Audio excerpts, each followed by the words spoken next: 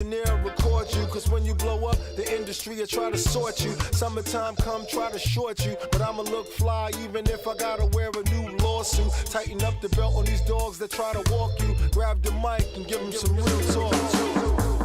Some real talk, some real talk from my thoughts. Some real talk, some real talk from my thoughts. Some real talk, some real talk from my thoughts. Some real talk from my thoughts. Some real talk from my thoughts. Some real talk from my thoughts. Some real talk from my thoughts.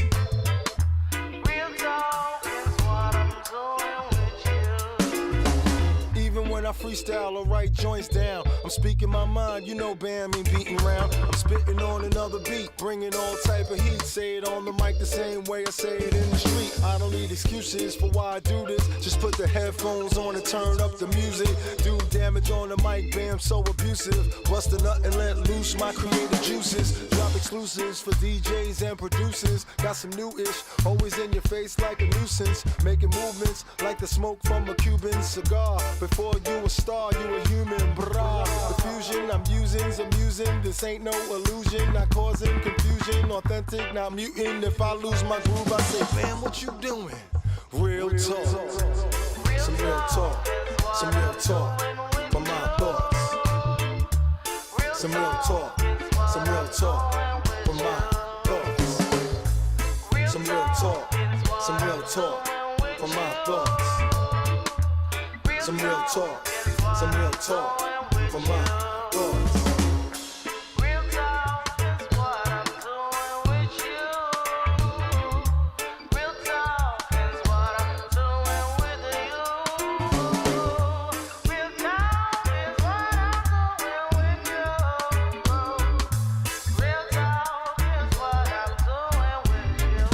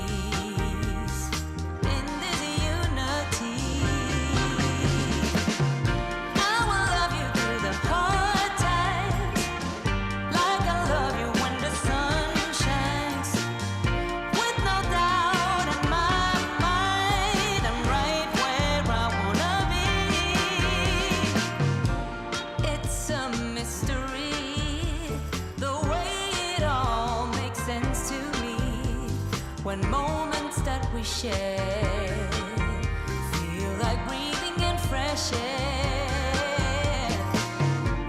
This feels like home, 'cause I can feel it in my bones. The further we're apart, the more aching in my heart. We'll have our share of hardship and difficulties, but no matter the pain, what we have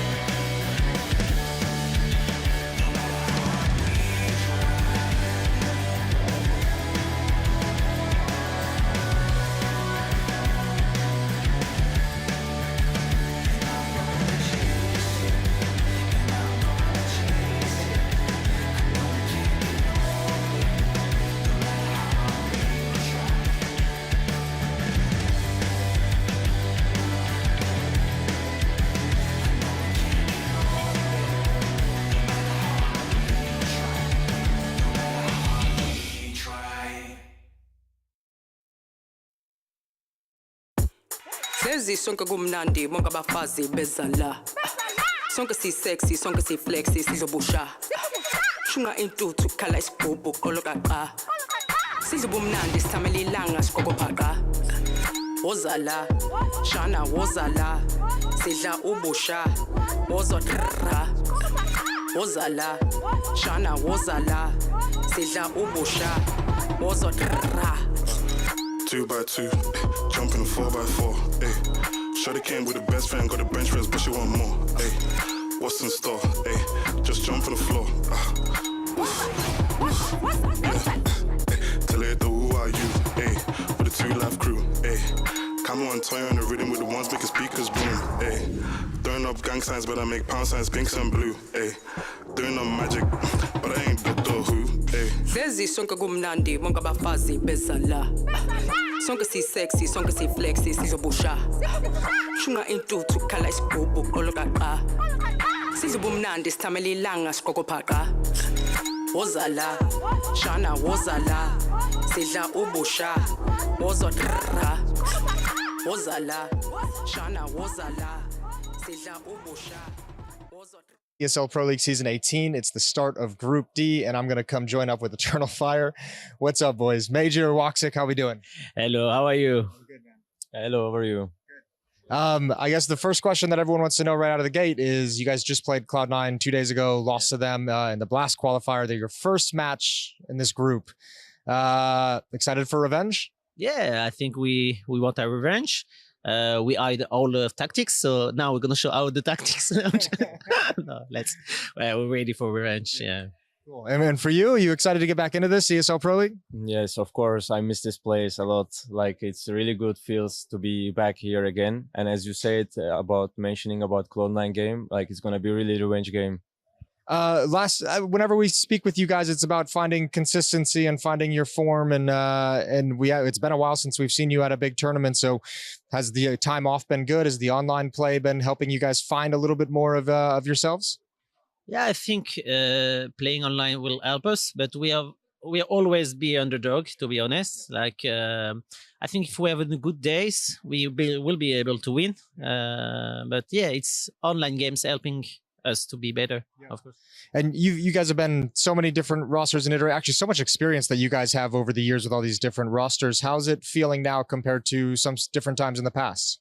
I think it feels like we just finish the puzzle, but it might not be as well. So it's gonna be show the results if we play good, if we just be consistent in the future as well. Like, we will understand everything is done for the team. But as you guys know, there's not too many players in Turkey which one in the scene playing. That's why it's a bit hard. That's why we were doing the changes and just trying to find the fit roles to the players. Actually, that was going to be my next question. You guys basically are Turkish Counter-Strike, essentially, at least to our knowledge. And you have a new young 18-year-old fragger. Is this you bringing up the next generation of Counter-Strike players in Turkey? Yeah, we helping. Like Waxic say, Turkey scene has not a lot of player because the young players goes to Valorant. To be honest, because there is not a lot of place in Counter-Strike anymore in Turkey.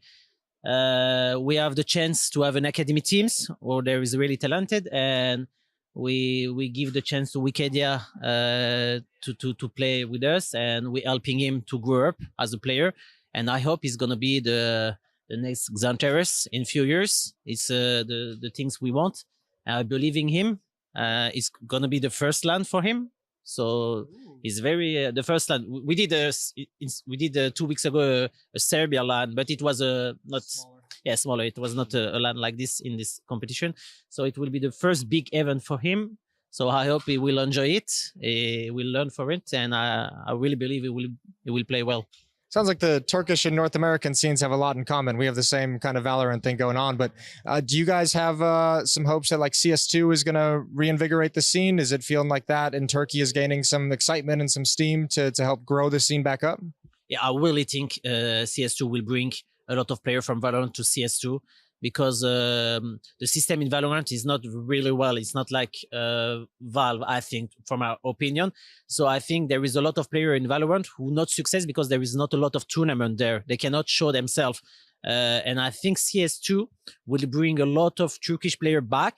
And I think we're going to have a lot of more players to find, to discover, and maybe multiple Turkish team maybe we will do in the future. My hope is that. I hope one day Turkish esport will grow up, and then CS2 we can be a consistent country in esports, not underdog but favorite teams. I hope. Wox, have you dabbled in CS2 at all? Have you played it at all? Yeah, I played like around 2 or 3 months, and I really enjoyed. Like I feel really like good because there's new upcoming game. Is just fresh game, and everything will be started from like at the beginning. Are you like me? Are you old enough to the point where you were competing in MR12 way back in the day, or was that after your time? Am I just very old? Yeah, I competed playing like 20 years old. It's been 20 years, so I played MR12.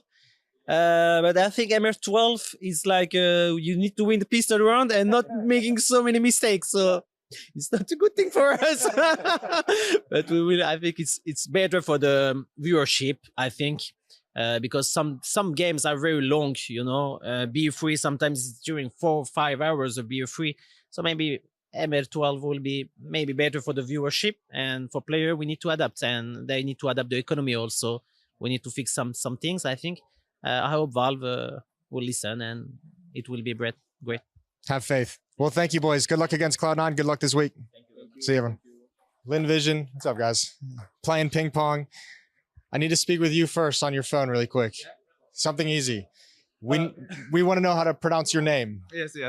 My nickname is Zhang, and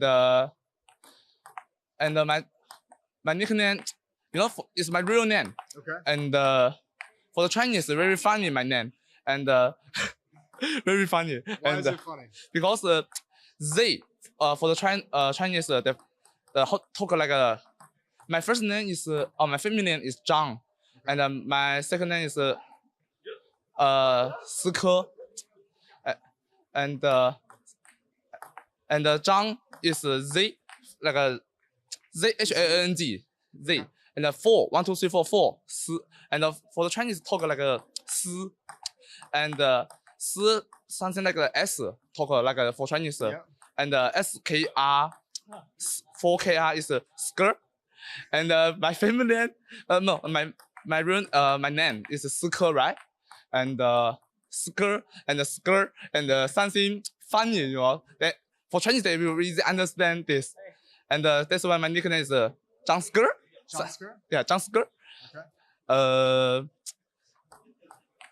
And that's how you want us to say it. That's how you want us to say it on the cast. Yeah. Jansker. Yeah, Jansker is my nickname. Perfect. Yeah. Okay. My English is not so good. Sorry. No, it's great. Thank you so much. We wanted to clear things up before the event began. We got you, Jansker. Yeah. It's felt like a weird year for VP from the outside. It feels like you guys have had a pretty chill year as compared to previously. This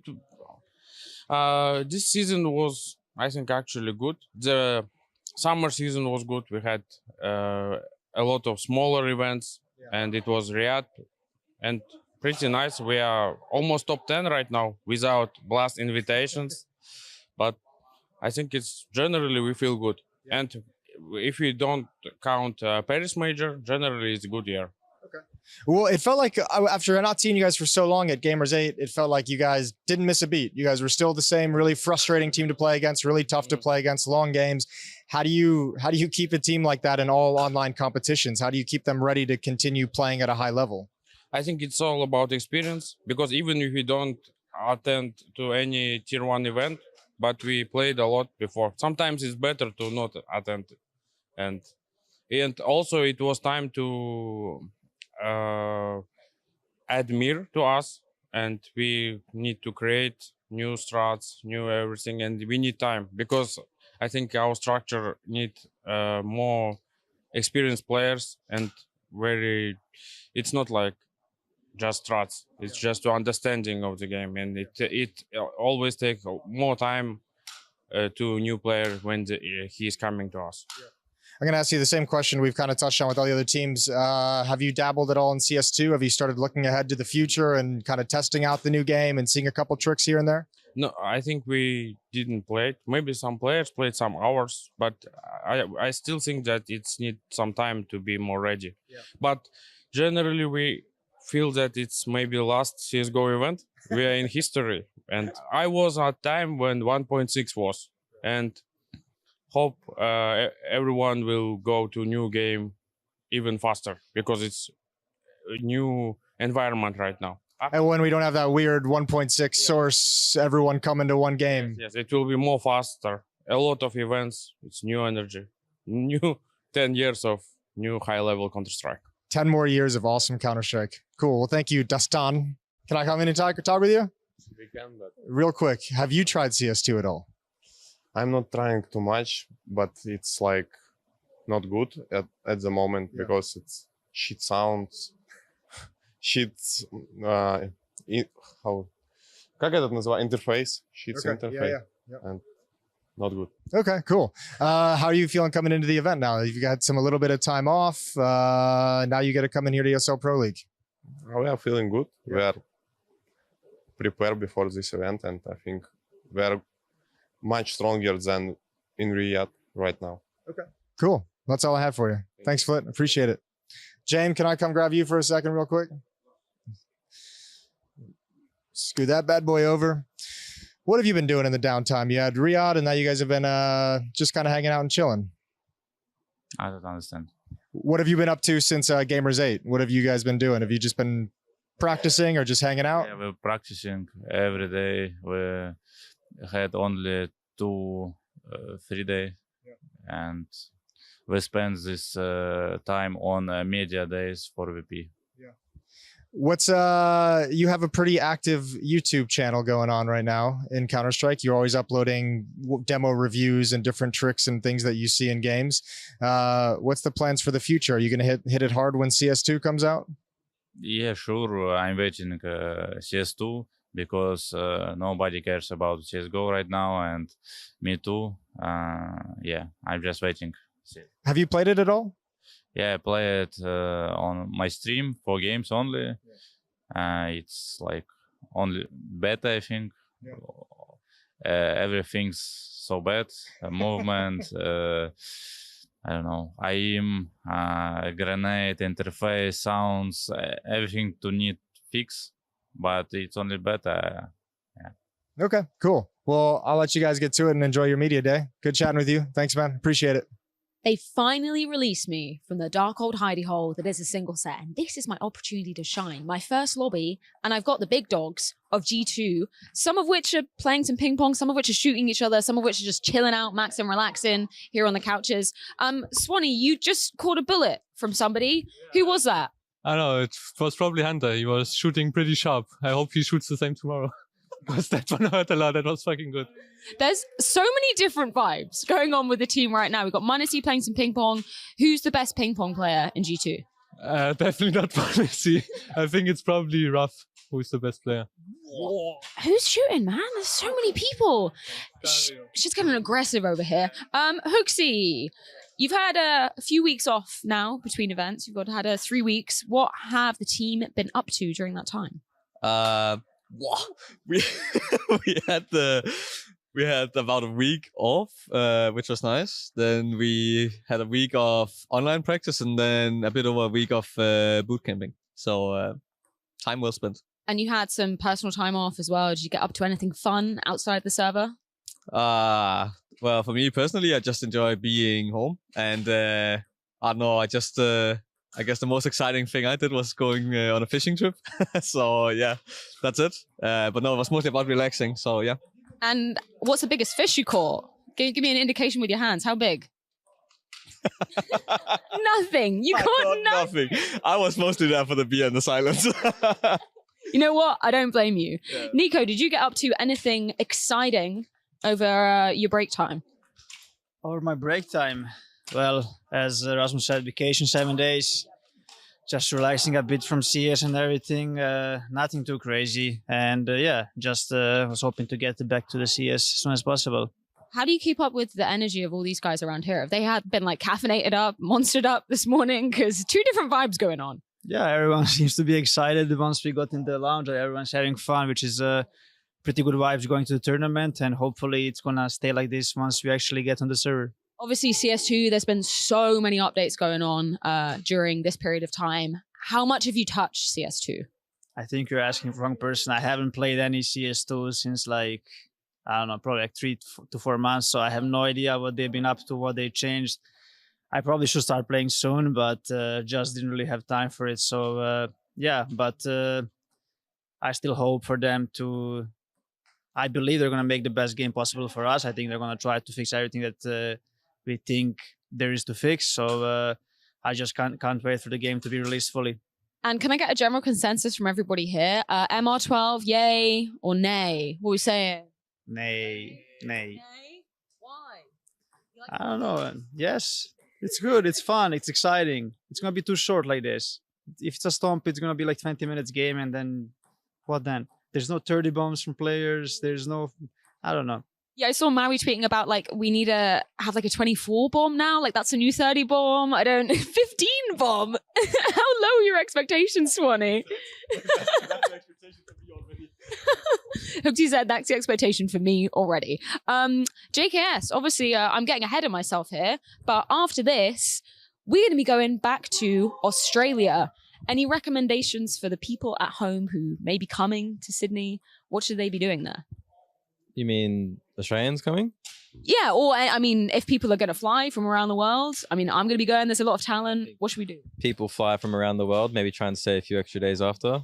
I don't think a week is enough to spend there, especially since you have to travel there and then travel back. It's really far. And I don't know. I can't recommend anything to the people going there because I haven't been there in a long time and they probably have more experience than me. So, yeah.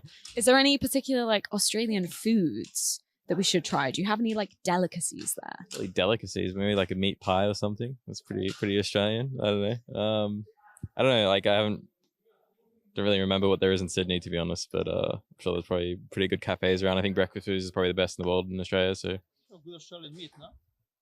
Yeah, I mean steaks and stuff, but I mean meat pie is kind of like that, right? And coffees for sure. Yes. Are you a coffee man? Because Chad's been telling me like the coffee in Europe is shit, for want of a better word. Apparently Australia's where it's at. Yeah, I think it's really easy to get a really good coffee in Australia. Like anywhere, like on the streets, there's like a really good cafe. Like pretty much on every street, there's a cafe or something like that. So it's really nice. easy. Yeah, I'm a bit of a coffee snob, so but I'm pretty sure all Australians are. So We need you to rate the coffees when we're there, definitely. So coffee, steak, meat pies, that's on my to-do list. Thank you very much, gentlemen. I'm going to go grab M0nesy because, where's he gone? Oh, M0nesy's chilling out now. He's spent all his energy just before I need to take him to the single set. Yay, there we go. How are you doing? Doing amazing. I arrived on Malta yesterday. Weather is really good. Everything is really good. Guys, what Yeah, you're catching some strays, man. Who is even shooting? Is it Hunter still? Dario. It's our friend. He wants to injure you before you play. Yeah, I don't really want to, but Okay, I'm going to take you over to the single set. So if we're capable of doing this, Ross, can we walk on camera? Of course we can. Yeah. We're doing interviews for single set. Let's go. So I've been catching up with the other guys. What have you been up to in the off period? What's been going on with your life? I mean, I went at home for like 1 week after Gamers 8, and after I went to Belgrade.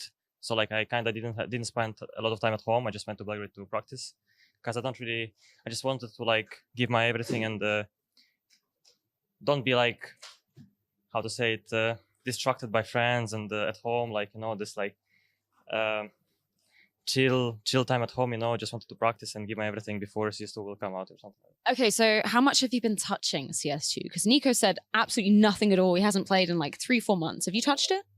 You've never touched it? I mean, I touched it kind of like just went on the Inferno, like the last update they did with Inferno when it came out. I just like kind of like looked at it, how things were changed, and that's it. But I didn't really play it. Like I didn't even play like even one matchmaking, And what are your thoughts on MR12? Because everybody else in your team has said, get it out of here. We hate it. How are you feeling? I don't really like. I think MR15 more than MR12. I like when games like going that far, like late, like 15 or something like that. I like to play more and like to enjoy more. So, but it's fine. Like if they want to change, as soon as they change something, it's good already, because before, like, you're playing the same game every day, like they're not changing things, but this is something new, and obviously we're going to try them. So Okay, we're at my home for every single media day. This is a single set. You're very familiar with it before. I'm going to have to ask you to leave because now I've got some time with M0nesy. So ESL Pro League is brought to you in part by Intel, Asus Republic of Gamers, DHL, the United States Air Force, 1xBet, Monster Energy, and Gaming Malta.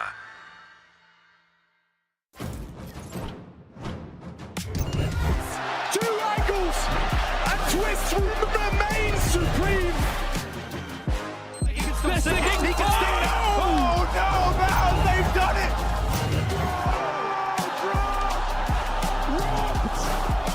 Absolutely rocked. Bulldog